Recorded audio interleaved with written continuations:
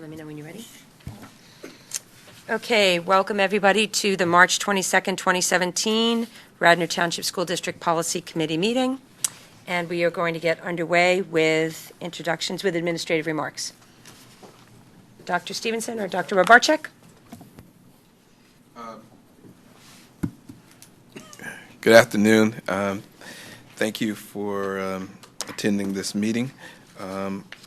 Most of this agenda is policies that, first of all, let me start by saying that I want to introduce Dr. Robarczyk, who is who completed his work for doctoral program. We are proud of him in that accomplishment. So Dr. Robarczyk will be focusing on most of the policies tonight, and then I'll turn it over to him. Good evening. So as you can see from the agenda, our policy agenda is pretty tight tonight. We have a number of policies on the list, but 3 of the 6 policies are actually going to be reviewed for to be moved forward for a second read at this upcoming business meeting in March. So we have policy 005, organization, 011, board governance and standard, code of conduct, as well as policy 204, attendance. We've made no substantive changes to those policies from the last meeting, a couple of typographical or grammar errors that we corrected, but they're ready to move on, and administration is making the recommendation for you to move those forward. We do introduce 3 new policies this evening. Policy 810, transportation. There are just updates to that policy that we want to look at and proposed revisions to the language. And also, I'm going to skip over 836 for a second, but 820 or 121, field trips, is a policy that we're looking to bring some consistency across the district in regards to how we put together our policy and administration regulations for field trips so they're consistent. But then we'll go back to 836, the record retention and destruction, which is just a start of looking at that policy, which was in kind of evolved through policy 006, as well as our federal policies that we updated back in August. We needed to make sure that we were within the laws of the schedules that are maintained for record destruction and policy, retention and destruction. So we'll move on from there. Did you have something to say?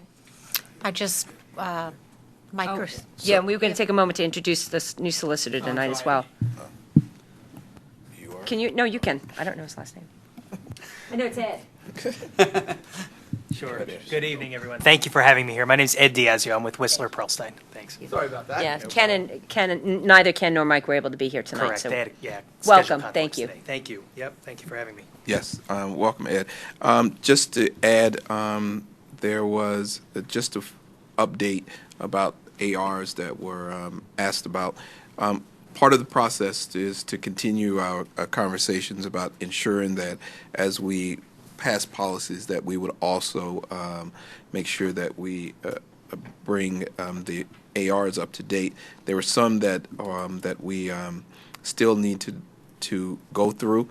And what we will do, I think it would be in the best interest for time's sake, is rather than go through them today, is to bring them back in written form, the ones that were sent from committee members about updating, then have those formally in writing about where we stand with them and as we move forward, if that's okay with the committee.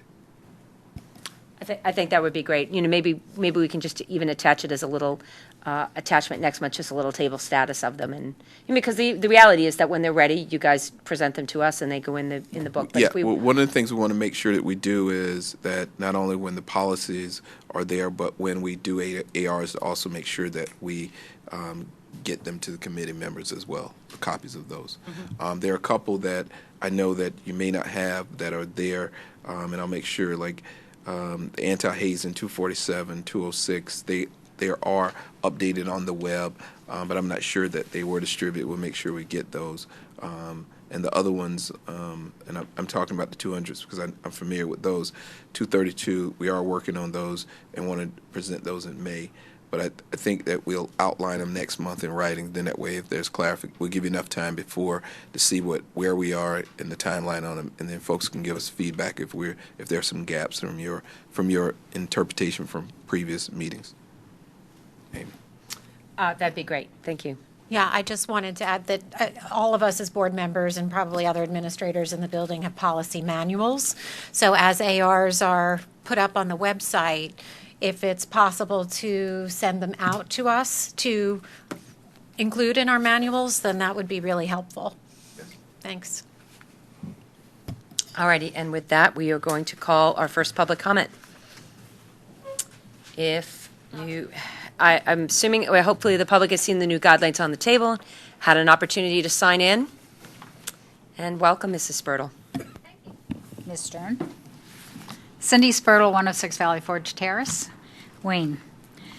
Thank you very much. I'm looking forward to the policy committee meeting after its postponement.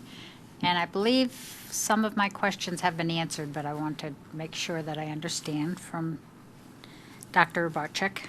The changes that we see on policy 005 and 011 have been made since the business meeting, or, I mean, they're just minor changes, and it says that it will be presented for second read to the board at the business meeting because of changes that were made. Is that just the few changes that are here, or are there others? Yeah, so it went through the first read and the February business meeting, Right. and it was just some minor fines that we saw some They're indicated here? capitalizations. Pardon? They're indicated on. They are that. indicated Thank you in very here, much. correct. Things like capitalization and spacing. That's what I saw, yeah, and I just wanted to make sure there weren't any others that weren't indicated on what was attached. Yeah. Good. Question I've asked in the past and will ask again for interest to the public. It says on page 2 of 005, organization, it says the treasurer and secretary shall be compensated in the manner at the rate determined by the board. And my question is, what's that rate?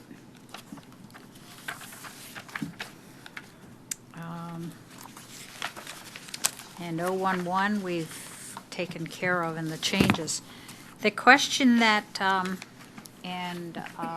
Dr. Stevenson covered this, I believe, the 204 attendance policy was presented for first read at last business meeting, as indicated on the top of the form. And is the accompanying AR soon to be ready? Because my question would be, it doesn't appear that there are any changes made why it is going up for a second read at this month's business meeting. Without an AR, or will there be an AR accompanying it? Well, ARs are not required. They're not required, not I required as part understand. of it. However, also we did not in our last committee meeting ask that the board bypass and the second reading. That's why it's coming back. Oh, it right? has to always go through too.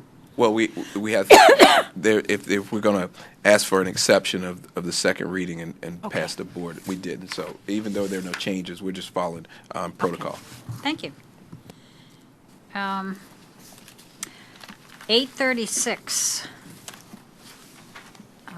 operations.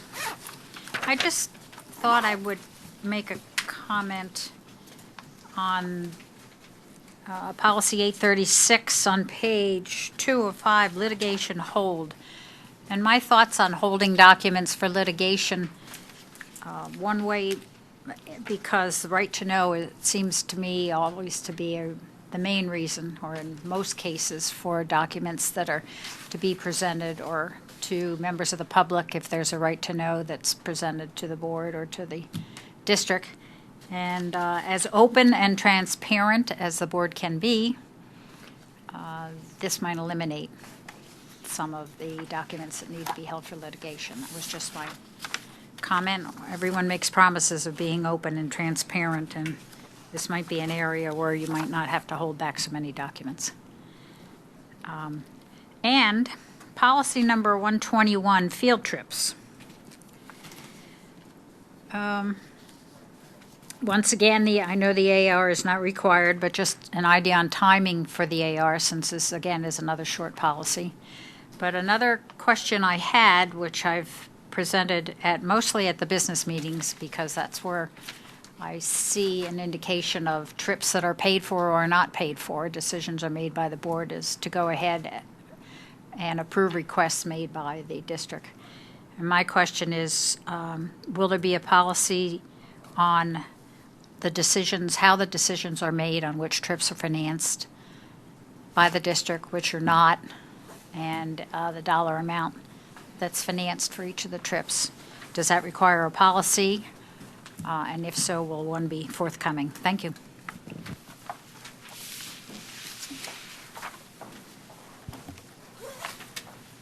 Okay, so seeing no further public comment, we are going to get underway.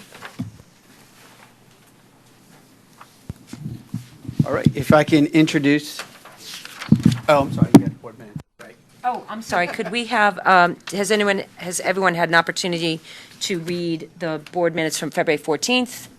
And are we good to go? Yes. Great, so I'm going to say that we have consensus to approve the February 14th minutes. And now we can get underway. Thanks. Okay. I'm at this time introducing policy 005 with the minor changes that were made, a couple capitalizations, edits, but pretty much it stayed the same from the previous meeting and from the first read that occurred at the February business meeting. So I'd like to address just one question that came up in public comment. It's my recollection that the compensation for the treasurer and the board secretary is not a separate line item for that, but we should probably refer that to finance. I believe it's just we post that as part of the responsibilities of certain positions in the district without additional compensation, or it's built into that, but we should check that with the finance Okay. committee. Sure. Or, I'm sorry, with the With the business business administrator. Not the finance sure. committee. Yep. All righty, so with policy 005, we've had it for a first read, so we've had conversation about it, we've discussed it. I know that there were some, capitalization and some minor spacing issues, but beyond that, are there still questions, concerns, comments about policy 005? Julia? I have nothing. Dave? Amy? I have a couple. Okay. One of them is that in section 6, where it says board committees, that on page 3, the bottom paragraph, the second sentence, refusal by a board member, that I think was something that on my version, and I looked at what was out today, that had the capital B and capital M. We're going to handle those kinds of things. Okay. Yeah. Okay.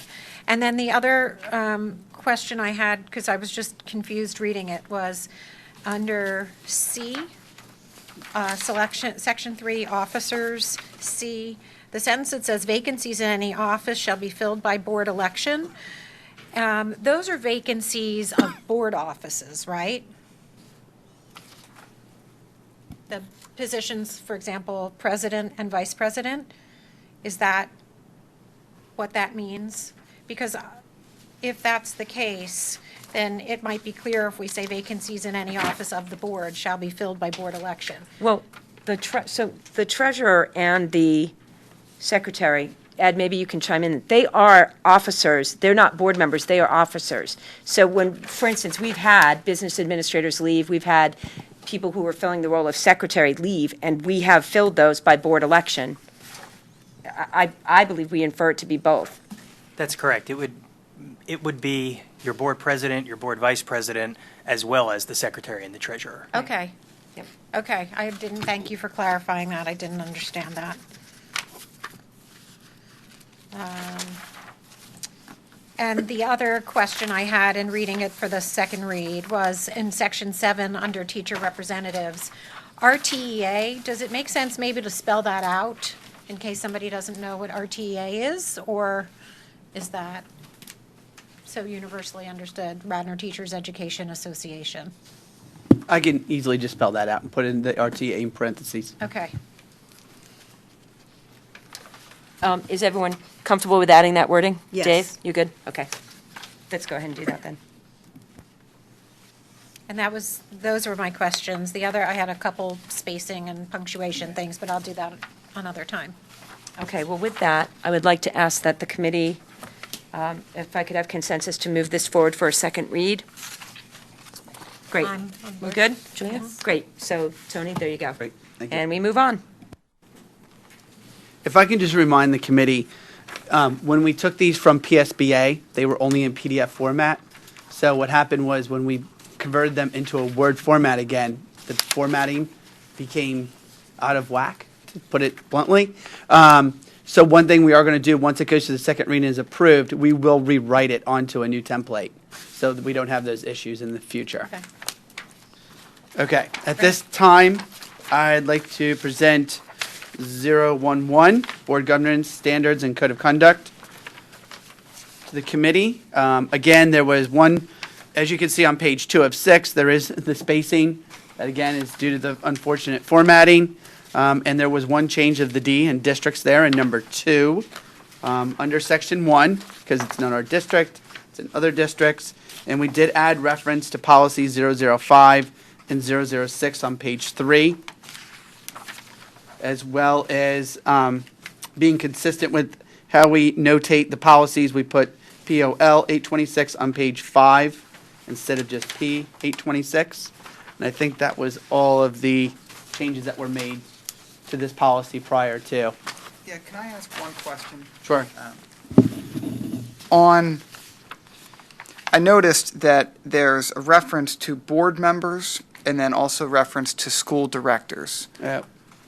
So, again, it doesn't much matter to me which we use, but I think we should use kind of a consistent terminology. You're correct, Mr. Falcone. And, well, I see that in the purpose, the RTSD school directors. Right, and then as you kind of work through, I mean, in section Okay. 2, you can see it in A, you use board members, but then Okay. you go on to the next page. Anyway, it might just be something to check out. Yeah, and we said we were going to stay consistent with the board members, so I can go do a search, Cool. a find, and we'll Thank change you, those. So we Dr. can do that. Barczyk. And Ed, doing a word search of this policy and just substituting out the word school, board members for school director is not a substantive change. We'll be fine for a second read on that, right? Correct. Yeah, that's what I Yes. thought. Okay. So, Tony, if you just do a search, you'll be able to pull it from there. Correct. That's great, thank you. Were there any other questions or concerns? I had one. Section 1, number 3. I don't know, why we didn't catch this before, but allocating resources in a manner designed to facilitate student achievement consistent with the school district comprehensive goals and plan. I just think that the word plan and goals are reversed, that it's really the school district's comprehensive plan, that's an item, and goals is something else. So I just think it's a word swap, reversed order. Now, is this one of those times where we're keeping it lowercase c? Is that, what do we, That was my understanding from our Yes. discussion. so are we comfortable just reversing the words comprehensive plan and goals? I think so. I thought I saw comprehensive plan capitalized, though, elsewhere in the document. E5. So there are places when we talk about that we're going to have, so this is the reason that that one doesn't jump out as to me switched personally, is that we're just kind of talking generally lowercase c, lowercase p there, which is the reason that the order of comprehensive goals and plan doesn't occur for me as a problem. When we say the comprehensive plan, that's when we capitalized it, was my understanding of how we were going to move forward on that. And if we have a strong feeling as a board differently from that, we should probably just, talk about it for a sec. I don't have a strong feeling about the capitalization, but comprehensive plan is a unit, is an object that we've identified, and goals are something separate. We don't have, we don't refer to anything as comprehensive goals. So I still think the word switch is appropriate, but whether or not it's capitalized, I don't know. Even switches, it's immaterial, but if it makes you feel better, it's fine. Keep it lowercase, though, is more important to me. That was my understanding was my read on that, is that there are certain times within this, and we had this conversation, there were certain times that we were specific when we said the comprehensive plan. keep it capitalized at that Keep point. it capitalized. Lowercase, but here it's going to stay lowercase. Here it's going to Correct. stay, so just comprehensive Okay. plan and goals, lowercase. Yep. And it really is just a distinction if we are referencing a particular plan Plan, or just the correct. concept of having a plan. Okay, great. So anything else? All right, so are we good with a second read consensus on this one as well? Yes. Okay, yes, so moving right along. At this point, I'm going to turn it over to Dr. Stevenson regarding policy 204. Again, as said earlier in comments, purpose of policy 204 is to be approved so we can move it forward for the March business meeting for a second reading approval for distribution and implementation. No changes have been made or corrections since March meeting. Okay, so the one comment I have about this one is that we are going to capitalize the word district because it is this particular district in the first sentence. Okay. And then the bulk of this was what we moved into the AR, which was the conversation we had last month. Dave, I think you weren't here yet. It makes it a lot easier for them to do what they need to do with it with regard to law. And do we have any additional comments about this policy? Just the D. Just the D, great. And I had one, and maybe this is the same thing as 24 PA statute, section 133.3. But since this is being revised based on the adoption of Act 138, should that be sourced? Usually, There may be a need to update the school code section, so we will check that. okay. Okay. But again, not a substantive change, correct? All right. It's a long policy. Run out of breath reading it. So Ed, you'll give, or your office will give Tony some guidance on if we have to cross-reference that law. Correct. And the appropriate citation will be there in the second read for the March business meeting. Correct. Great, thank you. With that, do we have anything else? Or are we okay with doing this for a second read as well? I'm good with it. Great. Second read. Moving right along, we have the first of three policies that we're introducing for the first time this evening. We'll start with policy 810, transportation. As I mentioned, this was to kind of go through and really just bring it up to date with what programs are running in the district and look for any other grammar or minor substance pieces that we needed to change. I'm sorry, we're updating this, could you repeat that? I think I was distracted. That's The okay. purpose So for updating 810 the purpose of is the update was because programmatic changes have occurred, so we such wanted to as, make like, sure. full day So the kindergarten or full day something? kindergarten, on page 2 of 6, that was number 7. We deleted the midday transportation run offered to kindergarten, since we have a full day program now. On page 3 of 6, we removed this. We checked with the solicitor's office. The board does not need to annually review bus routes and ensure school approved bus routes for the ensuing school year and recommended by the director of transportation. So we did remove that piece. There's no school code or anything like that that needed to occur. So we just moved forward with removing that information. And then we changed a little bit of the language on page 4 of 7. Number 5, we put standing and or walking while the bus is in motion. Number 7, we kind of updated the language in regards to parts of body hanging out of the windows. We said extending body parts out of windows. And we added to the playing of electronic devices that we use as external speakers as one of the activities that not be tolerated on the buses. Okay, so, and then we also did the late run, which Correct. I'd On like to page talk about 5 that. of 6. Yeah. Right. We added, there was a public and non-public schools may request late run buses for grades K to 12. That has since been removed. We haven't had late run buses for quite some time now, so we wanted to make sure the language is updated that reflects accuracy in our policy. Okay, so I'd like to set the framework for this policy because it's long, and I have no expectation, and neither does Tony, that this is going to be ready for a first read tonight. That it's a long policy. So what I'd like to do is not get into the details of and the minutia of every piece of this, but rather if we have questions or kind of overriding comments, thoughts on some things that may be needed or are missing, things like that, and that let it kind of be a general conversation to guide what will come back to us as a first read, rather than, no, because Tony knows he's going to go through it and clean up grammar and all the things that we, consistently ask to be cleaned up. And some of it's already been done, and it will continue to happen. So if there's overarching questions, thoughts, comments, that's how we'd like to try to guide this particular conversation. So is that how you define minutia as punctuation and things like that? Correct. Okay. Well, and also just a specific wording, if there's an overarching theme, like I know you brought one up to my attention, and I think it was a really good one, and we should talk about it. You mentioned it to me. That's a great conversation, but the exact wording, we're going to let them do that.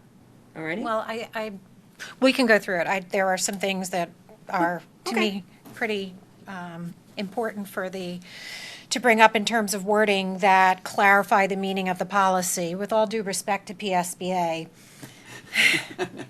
anytime I see a policy that has 2008 as the date adopted, you can pretty much bet, I think we all have come to consensus that there's some word cleanup that's needed there, and it goes beyond grammar and punctuation sometimes. So I have a few of those on my list, if that's okay. All right, well, hang a sec. So I'm going to start down here, because Yep. I do know you do have some. Dave, do you have much? No, so looking He might need the mic. Sorry. So looking at the red line, the one question I had was, we don't do the late runs anymore, but is that something that the board removed? It was the board's decision to remove the late runs at some point in the past? At one point, yes. That was one of the, something that was removed from budget cost. And I don't know, I can't tell you exactly how long ago that was. It's like 2008, something. Yeah, it was Anthony, Dr. Stevenson's referring to about 2008, because it was already cut when I came. So when we take language like this out, though, it removes the ability to revisit, in my opinion, the issue. And I think that to the extent you leave language in but carve out that it's only going to be done upon request and vote of the board, you're providing the opportunity for that service. I think when you strike the language, you're removing that opportunity. I'm just not sure I'm not offering an opinion on it. I'm just saying conceptually, to me, that's a bigger deal than maybe I think I'm ready to entertain at this point. So that's one. Second is kind of there's this concept of their student conduct on, off the bus stops, and so on and so forth. I think we can have a discussion. We just kind of had an anti-bullying policy, and that whole discussion, I think we can be more mindful and probably come up with some better cross-language between our policies to integrate what we're expecting from our students while on our buses and at our bus stops that ties into that other policy. So that would be two kind of overarching thoughts. And then, because I'm a music guy, right, so on 8, where we had this language about the use external speakers, I just think, for me, and I know this is kind of minutiae, Susan, but I would want to make some reference there without the use of headphones or something like that. So a device may actually have an external speaker, but if you utilize headphones, I think they should be able to do that. I think we should make it clear. So that's not minutia. This was to me, I think that, first of all, I agree with everything you said, but beyond that, radio and tape players was just archaic. Your mic. I'm sorry, radio and tape player was just so archaic. I said, we got to update that. I mean, the reality is that kids are on their iPods and their iPhones listening to music on the bus.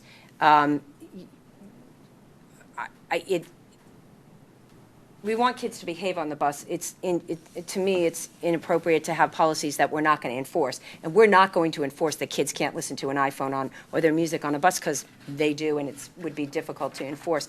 So are you saying you're okay with headphones, or you're not okay? I'm just trying to... I am. I think we should permit them to use these devices, provided that they utilize headphones well. Well, I meant like a you can't bring your Bose stereo on there and Right. blast music. Yeah. So whatever the wording would, when Tony and I talked about updating this, it was about like, oh, they're going to listen to their iPods. It's just, radios and tape decks. I was like, where's the 8-track here? Right.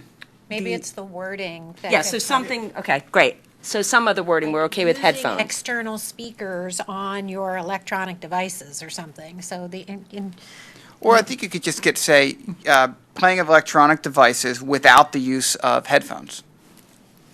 So if you're going to use it, you've got to use a headphone. If that's kind of the route you want to go, or you could say above if you want to allow them to use it without headphones, the volume would have to be at a certain level. I think that's a little harder to control. It'd be easier to say you have to use headphones. Correct. Thank you. Thank you. Yeah, so, Julia, do you have a lot? I'm just going to work down, because I do know you have. I do, but I'll Okay. go through it at a clip if I can. Sure. This one, I'll use this microphone. Okay. Okay. I'm not going to wordsmith it right now, but I will say, number 1 is killing me. I will let you, I mean, does it bother anyone else the way it's written? It's written so poorly. So, if it makes you feel any better, I have something for I you. got suggestions for it. You rewrote it. I did. No, of course you Does did. that surprise That's you? great. Okay. So, I don't want to waste time rewording that, but that's something that needs to be looked at. It's just so awkward. And that last bit within their attendance area, it doesn't even make sense. Oh, no, but I believe that that's significant. So I believe that within their attendance area is actually a significant piece of law. I could be correct, because you're allowed to be bused to the school that you are supposed to attend. And that becomes relevant when we're talking about 3 different elementary schools, and you could be live in one attendance area and attend a different elementary school. We don't want to oblige ourselves to have to go pick someone up who goes to one elementary school who lives in a different attendance area. So that is actually law. we're not obliged to bus kids who go from one elementary, who were initially assigned to one elementary school but attend another one? We don't have to bus them? Really? Okay. Right. They don't have, students are in their, what we call their attendance zones, and if a person moves into another zone area or boundary area, then they will have to attend that new school. What if, for instructional reasons, my child from Wayne Elementary needs to start attending Ithan? Well, then, in the case, and those are individual cases that have been taken into account, then yes, because that is a particular instructional need. But in the general context of this, if you move from one zone to another, we have done that. The only exception we've done is when you move at a particular point in the year, and that we've determined and that we have allowed you to finish out that year with the understanding, however, that you would be responsible for your own transportation. And that's the significance of the wording. Got it. Yeah, that's the reason. Okay. When we're looking at number 4, and it says, students who reside within the district and who are enrolled in a non-public school which is not operated for profit. All the schools that we do bus to, are they indeed not-for-profit? I wasn't aware. Okay. Private, we don't have any for-profit schools. Okay. If we are going to consider leaving in the late-day busing for possible future use, do we also need to leave in the midday transportation for kindergarten for possible future use? So when I spoke with Mike Christofko about these 2 issues, specifically the midday run for kindergarten and the late-day bus runs, his recommendation at that point was removing it, and then if it did come up at another time where the board wanted to reinstate it, that the policy would be revisited. So he said to keep it to practices that are occurring within your district at the present time. So that's how I interpreted his reasoning of why these 2 were taken out. But, I mean, we can have that discussion. I'll go with, your recommendation. Julia, let me just jump in with a question here, because I believe part of school code is that whatever we offer to public school, we have to offer to the private schools. And that's the reason, although I don't want to preclude us having the ability to offer a late bus, and it's been gone in practice for many years, if we have these provisions in, we may have to provide it for the private schools, and that's the reason that we don't, that's the For the reason to non-public, consider taking it out, for the non-public schools.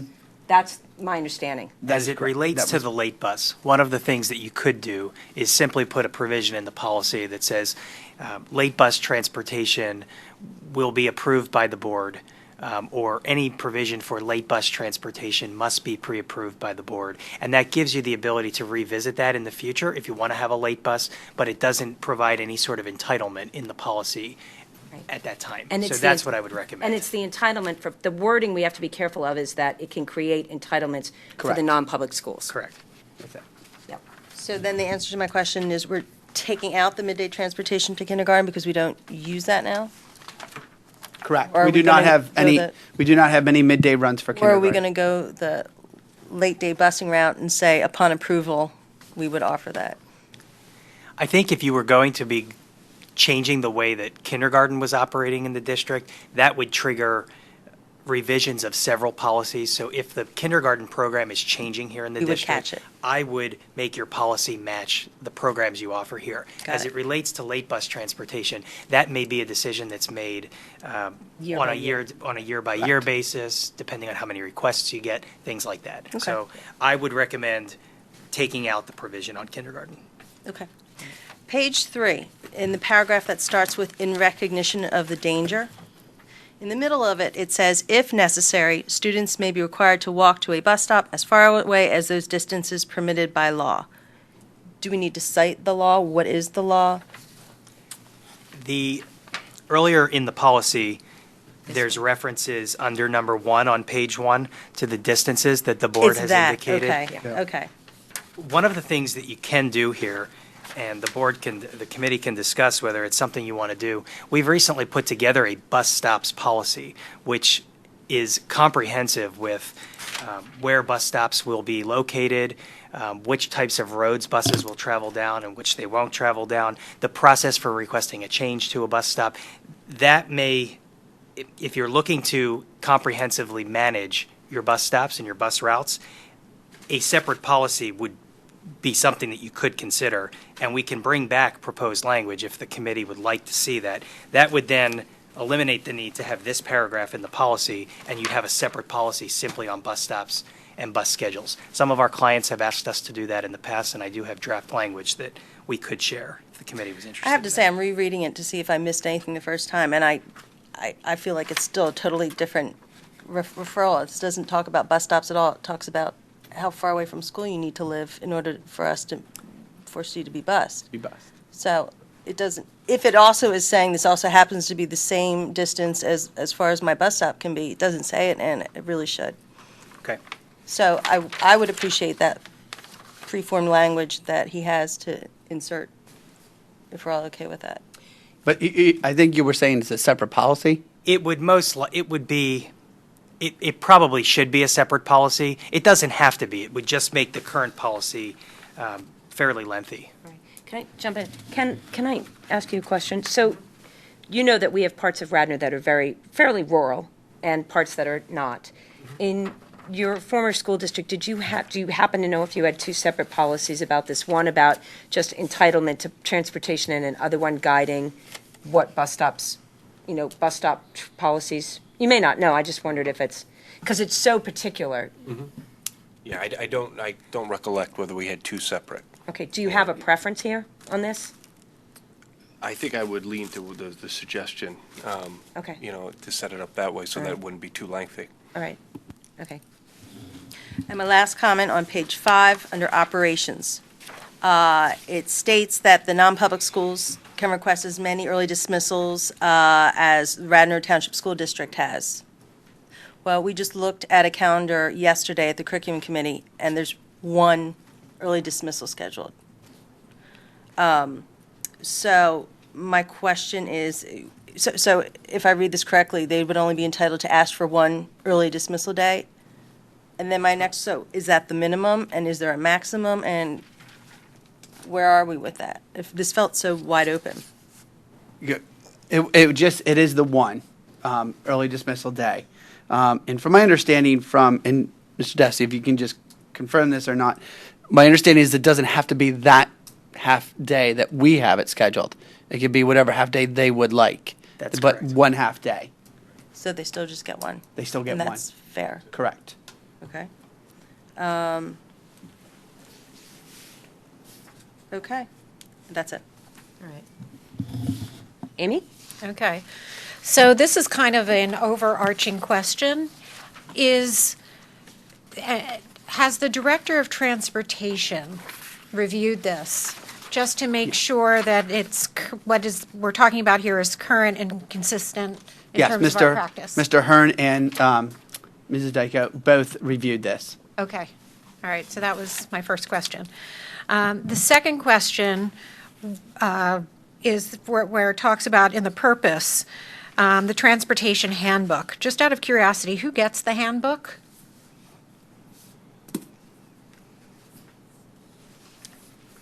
It may very well be that there is no handbook. That may have been PSBA language that's been carried over. There's a handbook for the drivers. Okay. But not for, I don't know for students or parents or anything like that. But there is one at the transportation department, but it is general. Oh, yeah, but as Dr. Stevens said, we have transportation language in our student handbooks, but I'm not talking about transportation handbook in particular. There's one at the transportation department. So just so that we're reflective of our district, is there a way to make that wording consistent with what we have to offer, such as in accordance with law, board policy, and the section on transportation in our student handbooks or something? Or just period, whatever. But if we don't have a transportation handbook, I'm concerned that we have it, about having it stated in our policy if we don't have one. We can, Okay. I would imagine whatever handbooks we have, it's going to be created based on the law and board policy. So we can probably just leave it off. Does that make sense? to Yeah, you? I agree with that. And actually, any provision in the transportation handbook is not really governing with respect to entitlement to transportation. So I would leave it in accordance with law and board policy. Okay. And we'll stop there. Great, thank you.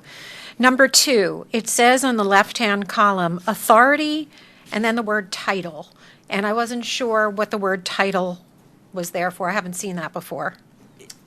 It should be like That's a spacing Title issue. 22. yeah, it's, Oh. I was going to say, it's a Okay. spacing issue, sorry. No. Again, this was going from the PDF to the Word document. Okay. So some things did get shifted. No problem, just glad I cleared that up. Okay. And then the other thing, in number 2, the board shall purchase, equip, and maintain vehicles or contract for school bus services for transportation of students to and from school at regularly scheduled hours and for, I was wondering if we should insert the word select field trips, because do we in fact contract for school bus services for all field trips? We No, do that's not, a choice of because I think that's a doesn't say. choice. The board shall purchase, equip, and maintain vehicles or contract for those services for all of those things. So, Tony, you may need to clean up the language. It's a choice of we can either have buses and equip them and maintain them, or we can contract out for all those services, either way, to provide for the transportation of students for all these various things, regularly scheduled school hours, field trips, extracurricular activities. We don't contract out for field trips. We don't have to. We do Right. the coach buses sometimes. Correct. But we can do either or for that list of things. I'll Okay. clean that Yeah, language and up. so the Thank language you. needs to be maybe clearer about that. Okay. And to Julia's point, under number 1, where the board has authorized transportation to and from school for, I found that wording very challenging too, and I think it's because it's all one sentence. I tend to find it easier to understand shorter sentences, and I think it's when you come to the and, what I proposed in sort of playing with the language myself was breaking it down into a 1A and a 1B. And 1A would be that the board has authorized transportation to and from school for 1A, and it speaks to elementary school, because that's its own thing. Elementary school, grades K through 5 students who reside over 3/4 of a mile by the nearest public highway from the school to which the students are assigned within their attendance areas. And B would be how where we've authorized transportation in terms of middle school and high school students. And if those are broken into an A and B, maybe that would be a little bit easier to understand, as opposed to one long sentence. Sure. How does that sound? The other thing that in one, it says, by the nearest public highway, and by the nearest public highway, who reside by the nearest public highway, would that be in our neck of the woods if you live closest to 476? It's or highway is not capital H highway, it's just roadway. So you live on a private lane, the measurement starts from where the public road starts. That's correct. It's not to your house on a private lane. And that's the language that's used in the school code as Correct. public highway. Highway, that's what I say, this is directly from school code, so. Okay, that darn school code. I was blaming PSBA, and it was really the school code. Okay. An attorney, probably. Yeah. I mean, school code can't be updated to say road. Under 2, in that opening paragraph, the last part of that says, using the following standards. And I was looking for A, B, and C to each speak to standards. And I think A did, because it says shall be in accordance with. But for B and C, again, maybe it's my reading comprehension skills, but I didn't see something similarly stated that set up a standard.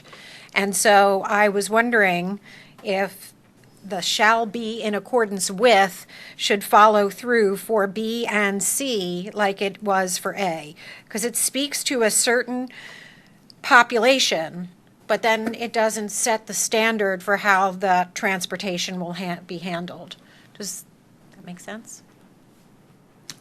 I mean, Julie, Amy, I'm going to tell you, I read that differently than you. Good, yeah. So the 3 different categories are if they're in an alternative class within their attendance area, they get the transportation as outlined in number 1.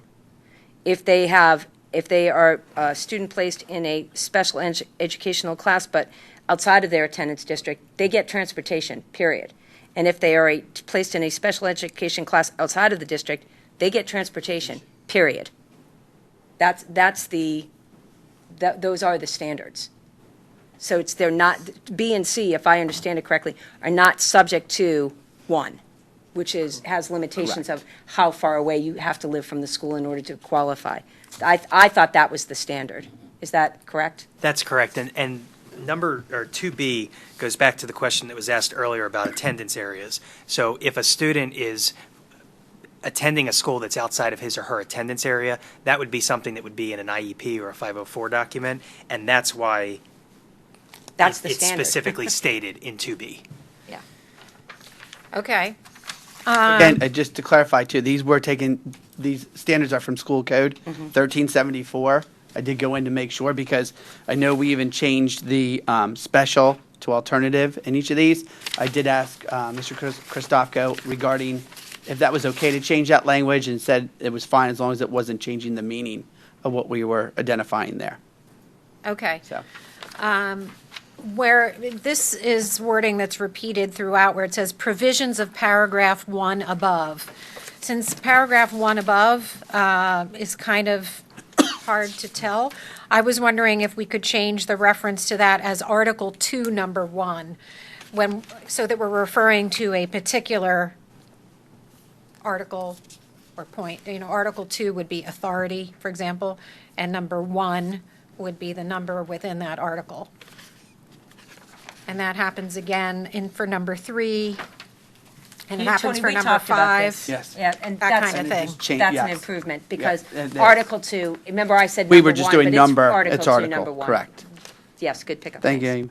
Amy. Okay.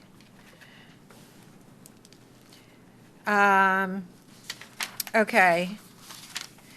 So then I had a question under authority in general is, as you get down to delegation of responsibility, I couldn't find anything in authority or delegation of responsibility that applies to the Director of Transportation. And maybe there shouldn't be, but that sort of jumped out at me that there's nothing that speaks to, generally you have somebody, a designee by the superintendent. Did I miss it? It's the top of page 3 under the delegation of responsibility. It starts there, the superintendent or designee shall be responsible. too. Okay. And then from that piece, the first two delegations of responsibility gives that authority to the bus driver and the principal. In that aspect of the discipline of students, and then again the principal's suspension, but along with discipline, and then it gets into establish the rules governing. All these fall under that designee of the director of transportation as well. Okay, so we don't want to refer in this policy, well, we do refer to a director of transportation under safety, economy, student conduct, but we don't want to for numbers 1, 2, 3, and 4 under delegation of responsibility. We don't want to say the superintendent or the director of transportation shall be responsible to. You want it to, I'll take the recommendation of the committee of that language for that language. Do you guys have thoughts on this? Amy, Dave? So I think it's consistent that throughout our policies, I believe we just generically say the superintendent or designee. We do not specify who it is. On rare occasion, if anything, I would say under guidelines, on rare occasion do we name a particular person, and I think it's when it's dictated by code that we name who the particular, so we have like records retention, and we have, I think by code it says it has to be the director of human resources for certain, employee records, thus and such. So I'm wondering if subsequent to board action, changes shall be made only upon approval of the superintendent or his or her designee. so to take that director of transportation reference If out of that's there. the consistency, unless, because I don't see anything in code saying on the left. Or you could say upon the approval of the director of transportation, I don't know what the wording would be to indicate that that is the superintendent's designee. You could say upon approval of the superintendent's designee, comma, the director of transportation. I don't know that it really much matters. Specifically, I mean, I get your point. Somewhere it's implying that this director of transportation is the superintendent's designee. The best way to say that, I don't have a strong feeling on it. Do you guys? Yeah, so I think, personally, lack of specificity there is preferable. I think it should remain or designate. Because if we don't have a director, which Correct. we didn't, it's a So, little stuck, so leave it at designate. so then change upon approval of the superintendent or his or her designee. Okay. We all know it's director of transportation. Okay. And you know that director of transportation is mentioned a few other times in the policy. Do you want to change those too? So Tony, as you're going through, Yep, if you want to do I a can do search that. for that Sure. term and change it to superintendent or his or her designee, that'd be great. Thank you. So I know we took out the language about the board annually shall review and approve bus routes for the ensuing school year. Is that something that should be done anyway, but by the designee, superintendent or designee? It is done. Is it in there that it's done? So that's what I think that number 2, just above guidelines says. Prepare a district map or schedule indicating bus stops and bus routes. Correct. It's just that That's what we was don't intended. review them and approve them. Okay. For number 4, on page 4 of 6, number 4, where it says live animals will be permitted on the bus only with the consent of the director of transportation or his or her designee. We do have a service animal policy. That has to be cross-referenced. Thank you. I missed that one. Okay. Cross-reference. So it's the service animals. Yep. I can't remember the policy number off the top of my head, but Yeah. I think it's an 800, but I forget. yeah. 718. 718, there you go. So Thank you. You're flipped on your mic. Okay, and as Dave mentioned earlier, under the conduct of students, I saw 3 policies that, 247, which is hazing, 248, which is harassment, and 249, anti-bullying, all as possible policies that we might want to reference in terms of behavior that won't be tolerated on buses. I don't know if you want to use all 3, but those were the 3 that came to mind. Okay. Given that from time to time, additional policies are added with respect to conduct. One of the things that the committee may want to consider doing is in the policy, delegating the responsibility to come up with rules for on the bus to an administrator and then list the rules in an AR. That would probably be a best practice. It would be something I would recommend. And then every time rules change, you don't have to bring that back through 2 rounds of board review. I think it makes it look cleaner and more professional, too, Yeah, are we if you do it comfortable with that that? way. Mhm. Great. So Tony, if you would handle it that way, great. So that would essentially take out the 1, 2, 3, 4, 5, all that stuff would go Correct. into. Correct, and we'll move that into a regulation. Okay. Thank you. In number 14, the second sentence in number 14 on page 5, riding a bus to which one is not assigned may result in an overload. It seemed to me like those 2 words were missing. Riding a bus to which not assigned didn't read like a proper sentence. So riding a bus to which one is not assigned may result in an overload. I have a slightly different preference on that wording. Okay. Students may only ride the bus to which they are assigned. I don't actually happen to personally agree with that policy, but it is the practice of what we do. Kids are not allowed to ride other buses. So, Correct. I Susan, don't to know your- that I completely agree with that policy, but it is it is what we do. But to your point, then, that goes contrary to allowing it to be upon approval. So you're leading in with riding a bus other than the one to which assigned without prior approval. If you then come back with a second sentence that says you can't ride a bus unless it's your one you're approved. So, well, I didn't say that completely. I'm going to get back to that one. My comment, my thought about that later. I want to let Amy finish, but it's a bigger thought than that. Okay. Number 15, any unfavorable conduct not specifically covered in the preceding regulations. I think we probably want to change that to accompanying regulations, right? And this will now all be moved into a Right, regulation right, anyway. okay. Yes. And then 2 things on the last page. Under video cameras, I am aware of an incident where the video cameras are on the bus, but they're not operating. And there was an incident on the bus when the cameras were not operational. So is there something that should be added there, like in an effort to help the driver to better manage the students and passengers? Video cameras are installed in all buses and will be maintained to operate consistently, something like that? Do we want to do something to bind ourselves to making sure those cameras work for protection's sake in case there were to be an incident? I'm wondering if when the buses go through their routine inspections, this would be a question for the transportation director, but maybe those cameras are checked at that time. I agree, you do want to check the cameras periodically. I don't know that it needs to be specified in policy if it's something that's being done routinely already in connection with a regular inspection. And it is. What happens generally during the school year, though, is if one is not working, then we need to wait for almost a week for a part at times, and so I'd be cautious of explaining it to that extent. Is it required by code that every bus have a camera?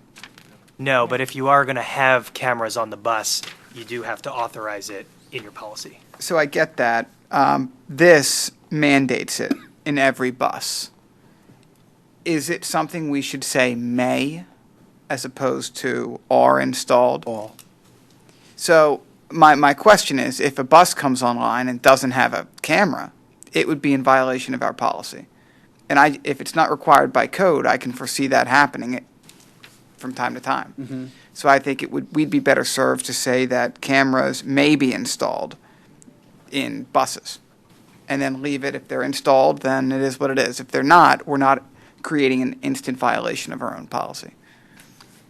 I think that's a good thought. One of the other things to consider as we go back and look at this in advance of next month, there's references throughout to school buses. We probably also want to consider maybe changing that term to school vehicles because there's vans and things like that where we are going to want these rules to apply as well. So instead of using the term school bus, we'll probably, when this comes back around, you'll see the term school vehicle. So That's that was great. Yeah. Thank a you. question I was going to have at the end.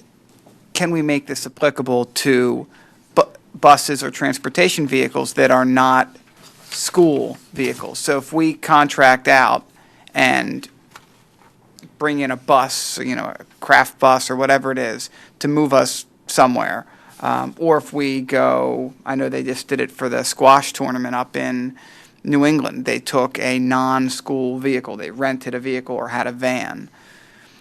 I don't think we have any provision here. We're just dealing about, even if you say school vehicle, this has to apply to any vehicle in which we're transporting students, whether it's rented, school property, or otherwise. I think we'll want to add language that says owned, operated, leased, or under the control Yeah. of. That's the standard language Yep. that we use. I like and it. we Thanks. should probably put that in.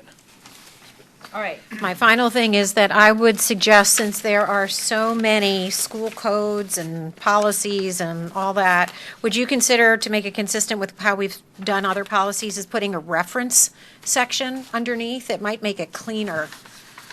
It also makes it a lot easier to revise. So if the committee is comfortable with that, it's preferable to have that at the end. Okay, so I don't know, that's up to you guys, but, and since I had suggested wording under the authority, if you wanted a copy of it, I have that paragraph that Julia and I were talking about. Okay. So, Yeah, so before we pass that to them, though, I think I'd like to see it. yeah. I'm exactly. sorry. Here we go.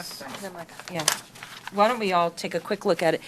So let's take a quick look at this, and then I'd like to kind of recap quickly.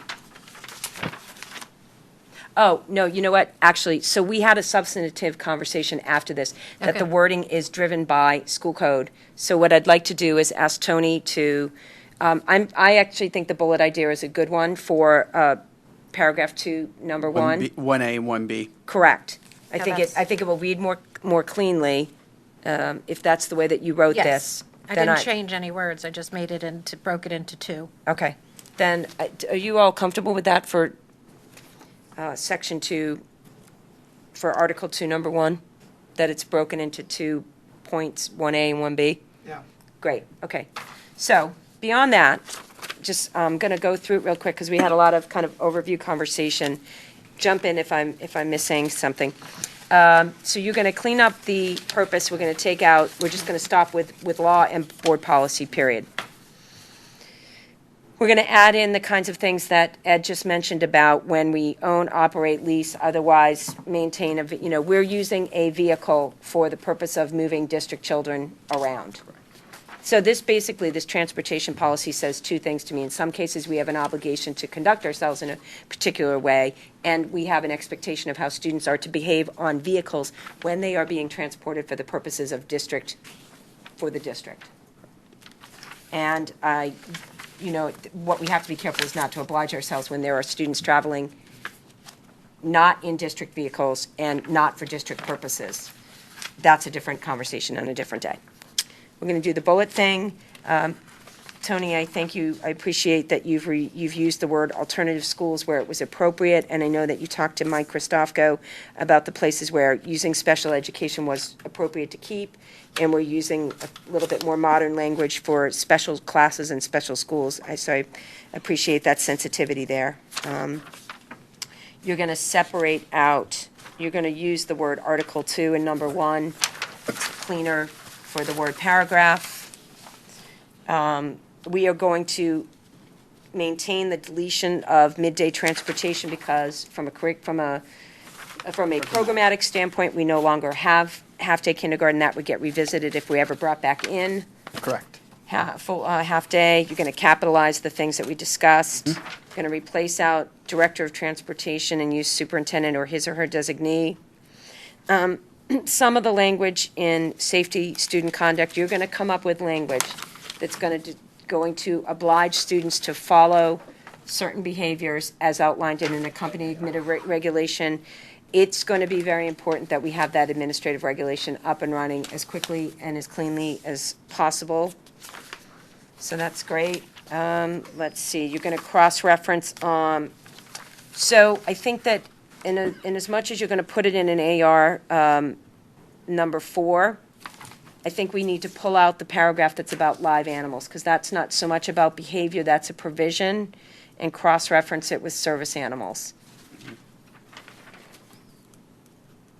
you're going to add in the things cross-referencing, all those things about hazing, anti-bullying, harassment. It would be my personal preference, if the committee doesn't mind, that that those numbers be cross-referenced on, wherever you're going to cross-reference them, that they're going to be in the accompanying regulations. We're going to use, Dave, in terms of number 8, under 4, on page 4, how does playing of electronic devices with the use of external speakers sound in terms of the prohibition of external speakers? We just want to make it clear you can use headphones, not speakers, not external speakers.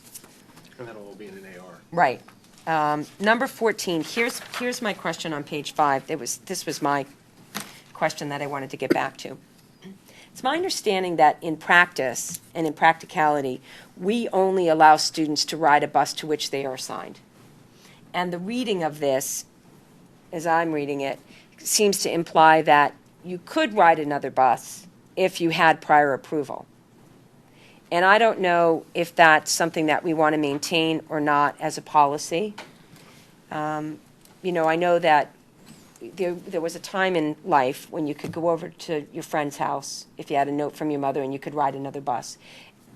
And we openly discouraged that, and I thought it was actually prohibited. Number 14 seems to me to not exactly prohibit that, although in practice I think it's still very, very much discouraged. Each of you has been the director of an elementary school. So it is Speak on that. discouraged, but due to childcare, at times there is situations where you do have to make exception, but you do have to have prior approval. It Okay. can't be just, and it has to be from both. If it's two parents, if it's two families, both families have to write the note that their child's going to be taking the bus. Okay. So it's not just one side. It has to be both acknowledging that the child's going to be changing buses to come to their house because of childcare issues. Okay, so here's my thought on this. Number 14 is a behavior that's not allowed. You're not supposed to get on another bus. I get that. However, I think that that particular provision might also need to stay in the policy, just as so that people know that if you need to ride another bus, you have to go get prior approval. That there's a fine line between there of behavior and procedure. The behavior is don't get on another bus Right. on your own.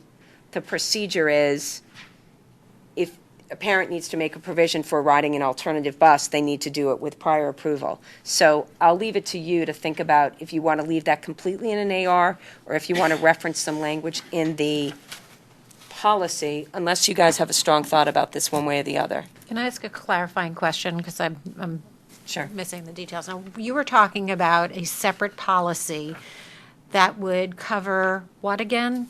Things like, at the beginning of the year as school directors, you probably are used to getting emails from parents about, last year the bus used to stop here and it's not stopping here anymore. The bus is coming by my house and going 2 corners up the street. Why can't it stop at this corner? This policy would outline criteria that the transportation department uses to put its routes together. It would indicate things such as how stops are determined, how ride length is determined. It would say things like just because you're the first person on the bus in the morning doesn't mean that you'll be the first or the last person off in the afternoon. It talks about roads that the school bus will go down and the roads that the school bus won't go down. Things like it won't turn around in a cul-de-sac. It won't go down a road before the road's been dedicated by the township. Those types of things, because from time to time you may get requests to provide transportation that your transportation department may be uncomfortable with providing. So what that brings to mind for me is that some of that is in the policy, and maybe it makes sense to see if I thought I heard that you thought it made sense to see that language, that some of this that's in A10 might actually be in this other policy. So things like you were talking about, Susan, about whether or not you get on the bus, maybe you have to look at both policies at the same time to see if there's overlap and we'll go from there before you work too hard on A10. If you want to see the separate one, maybe they have to be looked at sort of side by side. But he's talking about creating a bus stops policy, which is very different from which bus a kid would ride. So that was going to be one of my last comments, is that we're going to take out the stuff that's about the specificity of bus stops and pull that into a new policy about bus stops. So that will actually come out of this policy. One of the areas that does overlap a tiny bit is that in addition to riding the bus to which you're assigned, most policies also state that you need to get on and get off the bus at the specific stop that has been designated. So if you're on a bus and the bus stops 15 times, you need to get off the bus at the stop that has been designated for your house.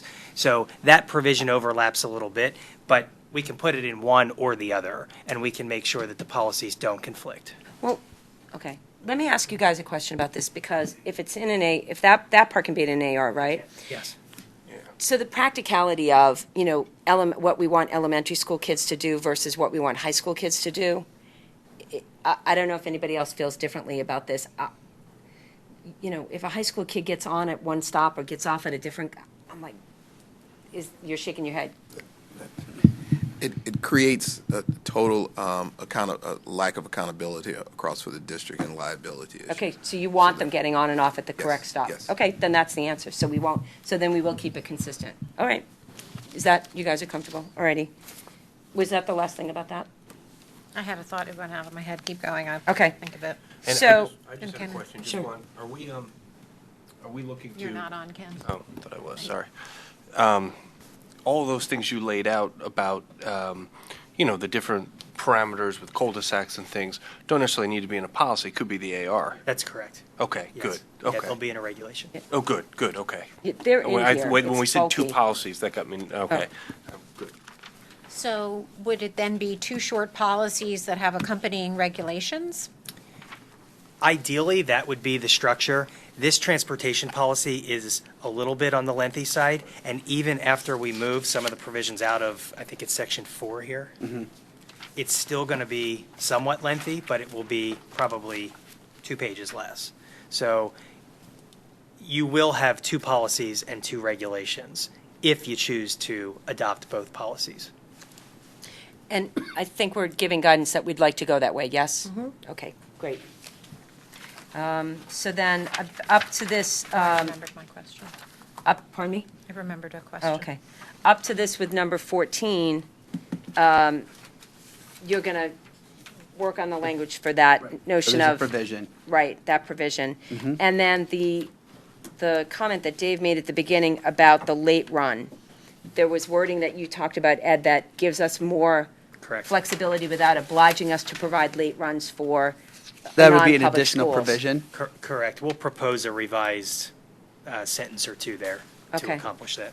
I have notes on And that. then I do agree with Dave's thought on the may be installed on all buses for the video cameras. Are you guys comfortable with that?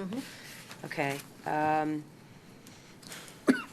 That's all that's there for me. I'm tried to keep it, as That's high. okay. But That's the there were a purpose lot of of it. things for us to kind of think out and Can I ask one? just Mike, yeah. Can I ask one general question? So this policy deals with only students riding our transportation method. Do we have anywhere in our guidelines or policies something that sets standards for our chaperones that are riding these buses or these vans? No, but that may be a good one to incorporate into the field trip piece of this, or even in Yeah. here and then cross-reference field trips. Like so. it just kind of got me thinking, right? If we say no student can listen to music with speakers on a bus or a van, if you're a chaperone and you bring a boombox on, I mean, it just, I Right. mean, it's a very simple kind of idiotic example, but there's nothing here requiring our chaperones to act in a certain manner, to not harass or bully. So I just think if we're going to create some type of a policy or regulation over use of our transportation methods, it should encompass everyone who's in the vehicle. Well, can Your mic. to try to piggyback on that, when you start talking about conduct on a bus, can you not make that more general to all riders on a bus? All riders are, I was going to say students/chaperones. I mean, because the chaperones are generally adults that are on the bus, so we can put language in there that'll address both. I'm just making that a suggestion that the committee may not agree Yeah, with no, that, but I don't know. Do you have a thought?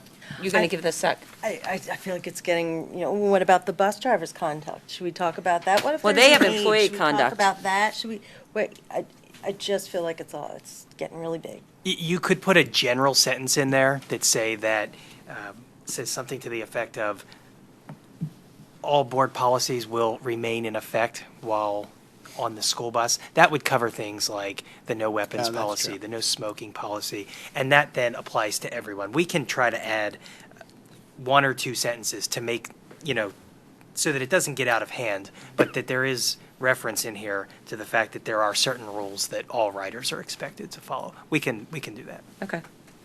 I mean, are you comfortable with that, Amy, if we keep Yes. it in a very general, short way? I hear what you're saying, you don't want to go crazy, but it is kind of a gap, mostly because we don't, maybe the field trip piece would have taken care of it, a quick, cross-reference there.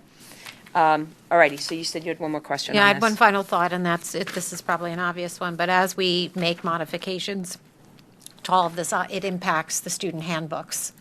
So I don't know if the student handbooks are only modified on an annual basis. They can Okay. be modified as the policy changes. Okay. And we give notifications to the public when we do so. Oh, great, okay, thank you.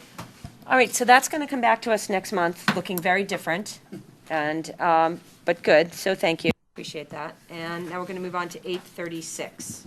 And Cor- same kind of conversation, which this is, oh, I'm sorry, this is, we're now going to move on to 8:36, and I have a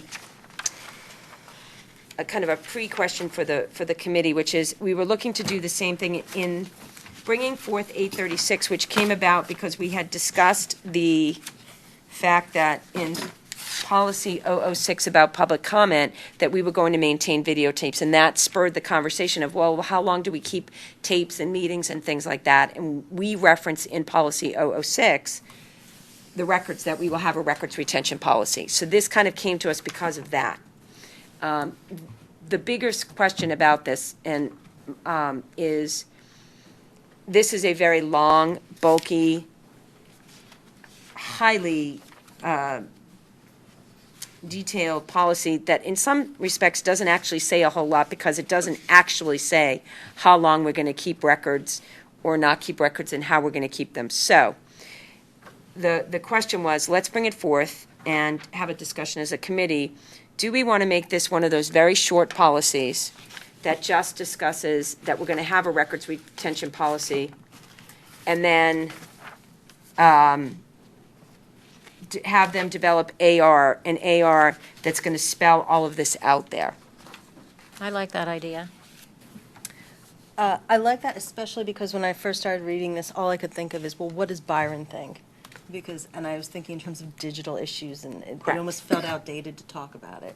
Right. Dave, do you have a thought on that? Yeah. I tend to agree with Julia on this Okay. and with you all. All right. So with that, the direction I'd like to give you, if you guys all agree with this, is bring this back as a short policy, using the kinds of things that we've talked about, the superintendent or his designee, except where by law you have to name somebody specific, and an accompanying AR. And one of the things that I would personally appreciate is that the length of time that we're going to hold on to electronic recordings of meetings is a discussion that kind of brings three people into the fold. One is, so we know we have to keep minutes of meetings forever, that's law. But we have some discretion with all the recordings, and we've referenced the fact that the public can access those meetings. But we have to be considerate of how much bandwidth or space can the website hold, or can the IT people here hold, or that's just even reasonable from a cost perspective and a space perspective. So if you guys can talk to the administrators about that and bring forth some recommendations of what's realistic in an AR, then that can get changed as the need changes. So let's see what that looks like next month as a shortened up policy, broader AR that deals with that. Are we comfortable with that? Mm-hmm. Great, on to the next one. We're not going to, so I don't think there's a lot of reason to have a lot of conversation about this one tonight, given that. All righty, field trips. I think that's you, Dr. Stevenson, or is that Tony too?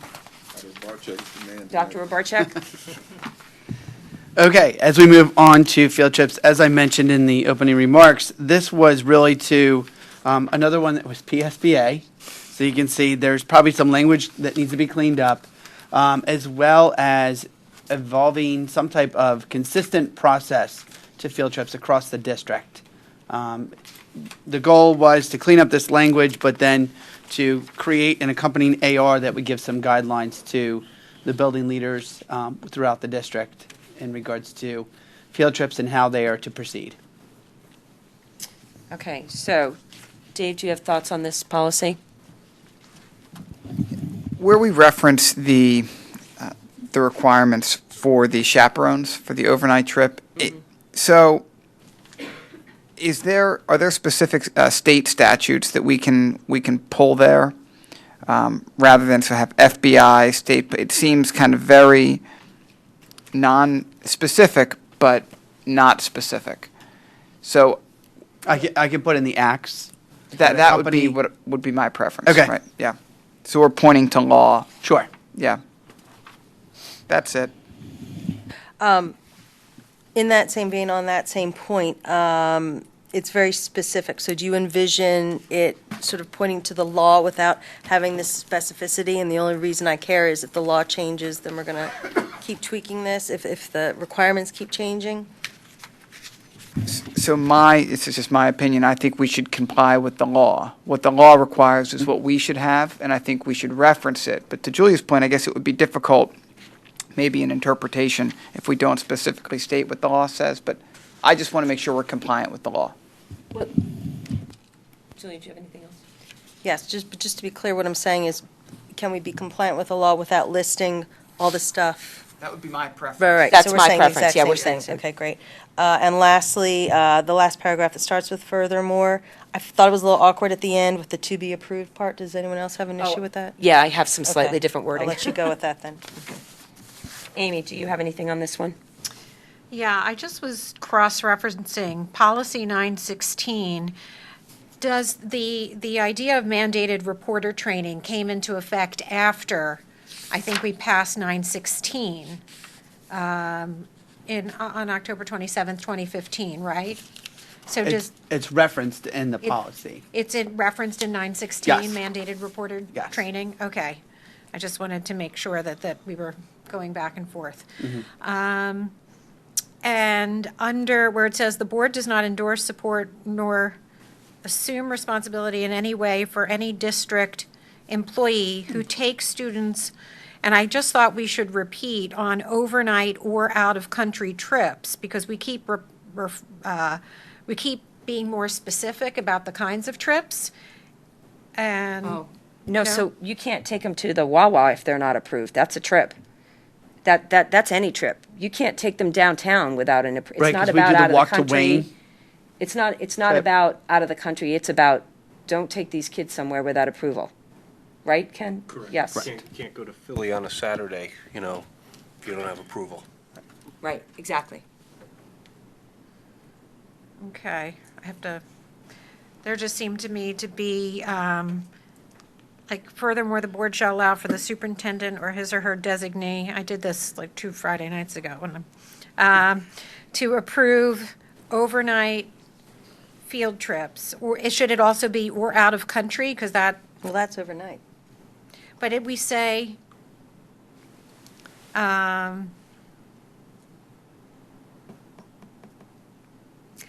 just because we've referred to trips as out of country, I didn't know if we were leaving out a specific kind of trip and we needed to be more comprehensive and consistent with how we reference trips. Like I said, this was, so I don't know, I have to go back and look at that. That was something that occurred to me when I first reviewed this. And in that, furthermore, it says to the next month's regular, and we don't call it a regular board meeting, we call it a regular business meeting. That's how there is no such thing in 006 as a regular board meeting, it's regular business meeting. And I had crossed out to be approved. Right. And number 4, I did have a question, the same question that came up in public comment, is that if we're revising a policy on field trips, is this a time when we can address the funding of them? Because I think it's come up in real time, as recently maybe even as last year, that there was a trip that it was some kids in the middle school wanted to take to go to, I forget what the name of the activity was. What was it called? Sea perch. Sea perch or something? Yeah, the sea perch trip. And it came up at the last minute, and it was a question of they couldn't get funding from the district, but they didn't understand why. There weren't any guidelines, it seemed, about what the criteria is for funding these trips. So is that something that we should be addressing to avoid that kind of? I thought we addressed it. So, yeah, I'd like to jump in here. So this is a policy about field trips, and that is funding and finance, which would be either an 800, or I think 800 is when where we do money, or maybe 700, or it's a budget issue. I don't think it's a policy. I thought we made a provision for this. I actually thought we amended a different something policy. a different policy, but we amended something previously to allow for that exact scenario that Amy was just talking about. I could be wrong, but I know we discussed it. Dave, what are you referring to is when we talked about seasons, like extending the seasons? We passed a policy when the coaches have season extended for playoffs or something like that. Yeah, I remember that, but back when Dr. Kelly was here, I thought we addressed this. With the sea perch. When it came up, because we knew that there was a gap.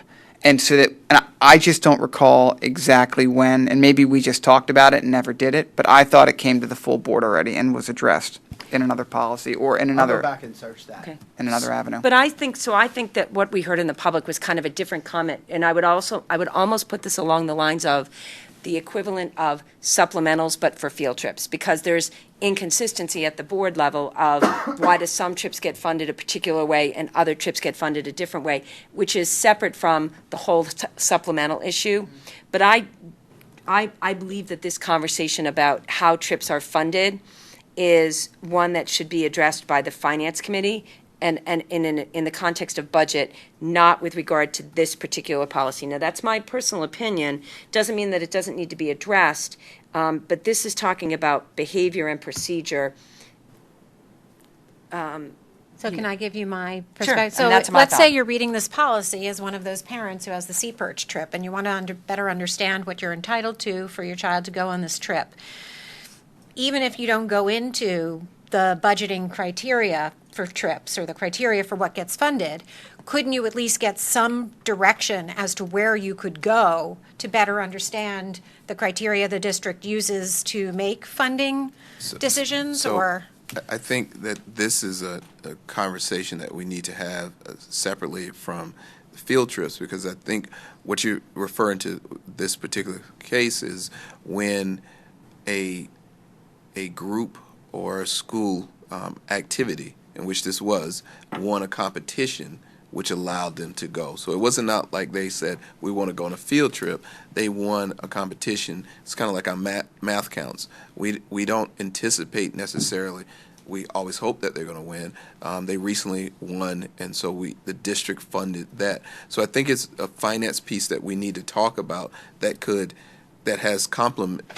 complement field trips. But your point is valid, but I think it needs to go back to have that conversation. How does the district respond when a team wins or activity has received an opportunity to go to competition extended beyond their school year? Yeah, that's absolutely it, Dr. Stevenson. Yeah. That is exactly what happened. Yeah, now you're jogging my memory.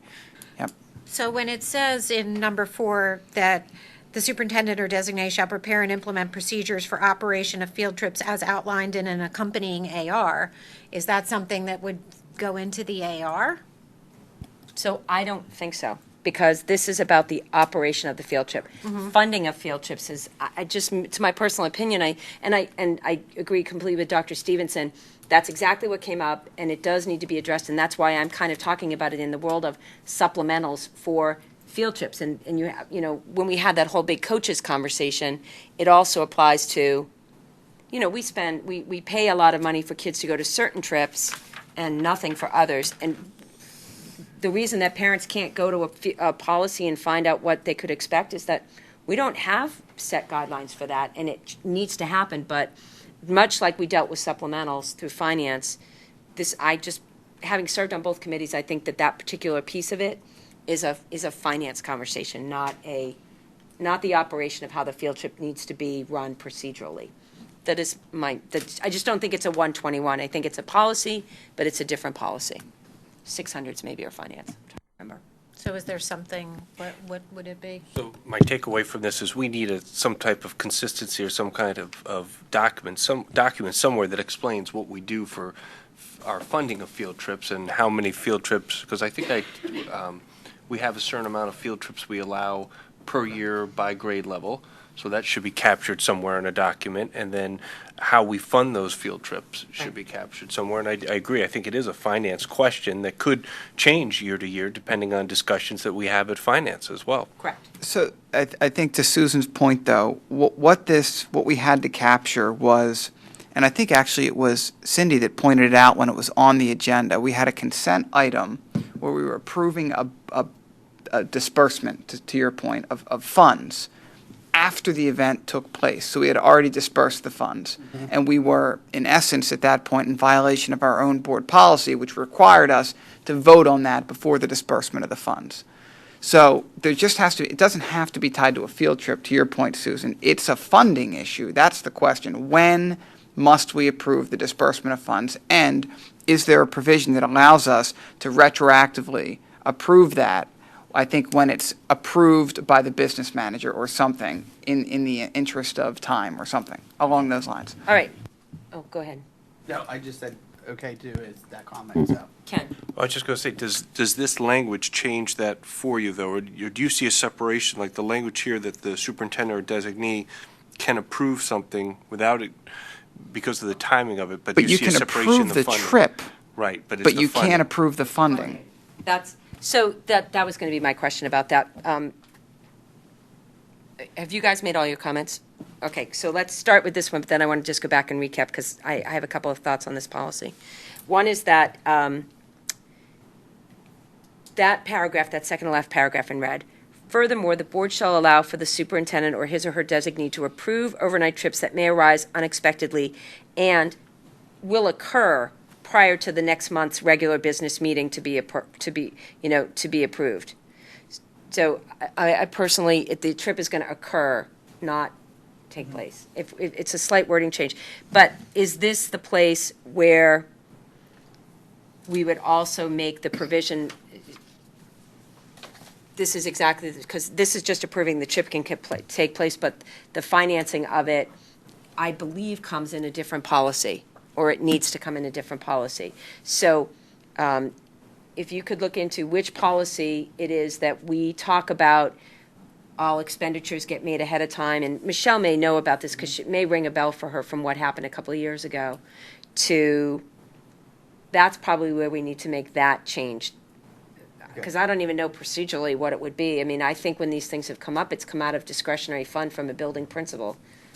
I think. I don't actually recall how we handled it. There's been many various approaches to providing that funding. So I think at least putting a provision in there and seeking out the policies that explain that expenditure that will give us some direction of how to address this. Right. And there is no one way. Or Ed, maybe you have thoughts that there is language that could go in this one that would be okay for it. Well, you have field trips, you have extracurricular activities that may lead to the expenditure of funds for out-of-district trips.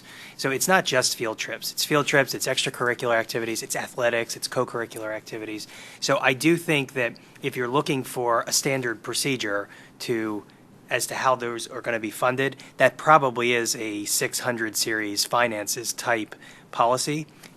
You can cross-reference in the field trips regulation. You can make a reference that funding of field trips shall be governed by policy 6, whatever it may be. But I agree that if you're looking for consistency, it would be good to loop in the business office and develop that set of procedures because I don't think it exists currently, is what I'm hearing. Got it.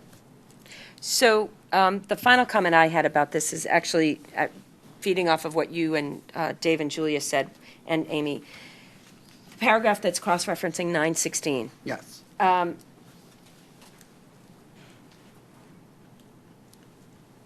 my personal preference, because it doesn't actually say this on here, is that all volunteers who accompany students have to comply with all applicable state and federal law with regards to all clearances.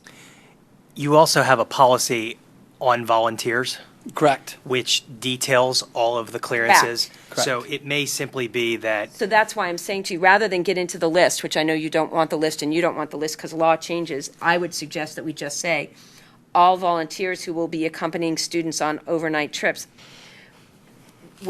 are required to comply with all applicable, and I don't know if those are federal laws, all applicable State and federal federal. and state laws, period.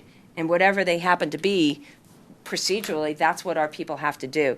The only question I have is I'm not sure. I know that the reason that we made it the distinction in this red paragraph, Tony, about overnight trips is that they have to do the mandated reporter training. So And the fingerprinting. and the fingerprinting. But the reality is that all volunteers who go on any field trip have to have had clearances, which is the reason I think we don't have to make the separation here about overnight trips, rather just all volunteers who will be accompanying students. Okay. And then it's spelled out in 916 very elaborately that we worked on arduously. So why don't, is everybody comfortable? We're going to bring this back for, Yeah. oh, you want to bring something up? Yeah, I have one more point, right? Sure. So as I'm now looking at this last paragraph that we revised, the furthermore paragraph. Mm-hmm. So I think, I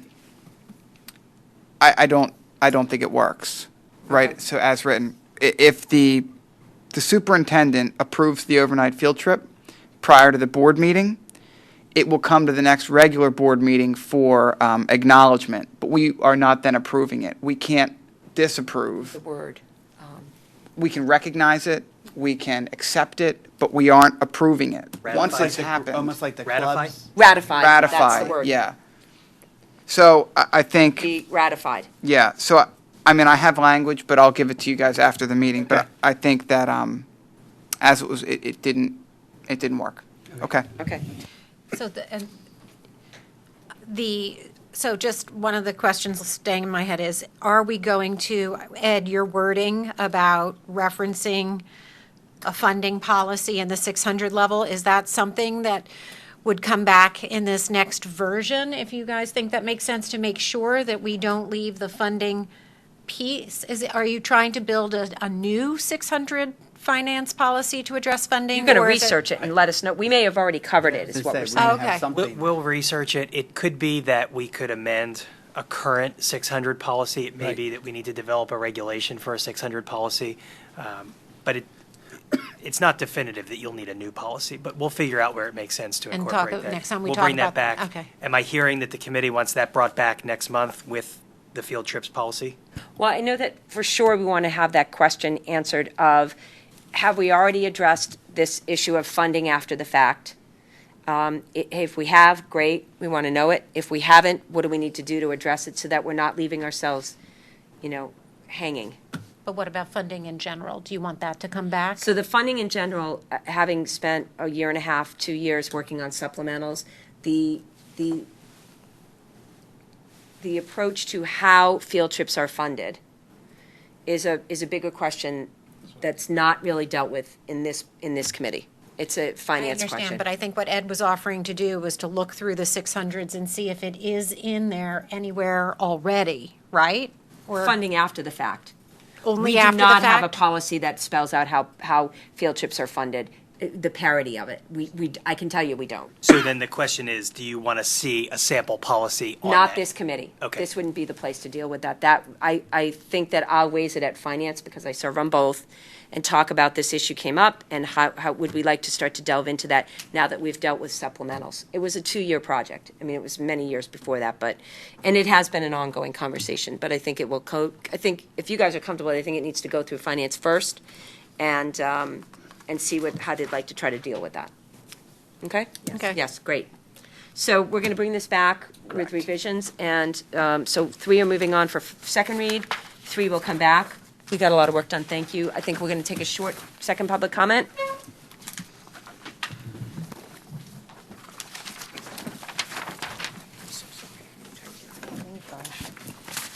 Thank you for the good discussion on funding, and my question is, funding for field trips, why it would have to take 2 years? I think it's different than, when the question comes up, Supplementals took 2 years. I know, but I'm saying it was alluded to the fact that it might take devising a policy for funding field trips another 2 years, and if I misunderstood you, then I did not mean to imply that at all. It's just not a one-and-done kind of conversation. That's what I meant No, to say. and I will agree that, well, you're the board committee chair, but having asked the question so many times as to what is the funding policy, I know there isn't one either for field trips, how the decision is made. If it's funding for field trips and it has to go to finance, what guides the teachers and staff that plan the field trips? How do they know to come forward to ask for funding? Is that a different kind of a policy? And that's where also the questions have been addressed in the past. And one quick thing, when the minutes are done, the time on the meeting is incorrect on tonight's agenda. Thank you. Still had, Oh, this revised one from last week, we did 5 to 6:30, not 6 to 7:30 on the agenda. Thank you. do it again. All right, seeing no further public comment, we are adjourned. Thank you.